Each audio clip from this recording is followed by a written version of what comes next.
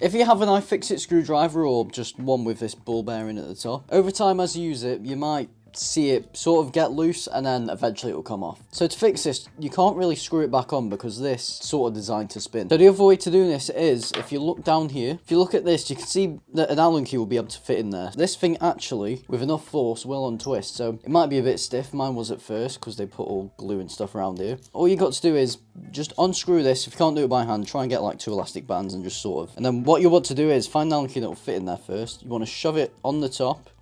And get your Allen key, you poke it through there. It has to be quite a long one. It is reverse threaded, so you're going to have to twist like you're loosening it, but it will actually spring it in.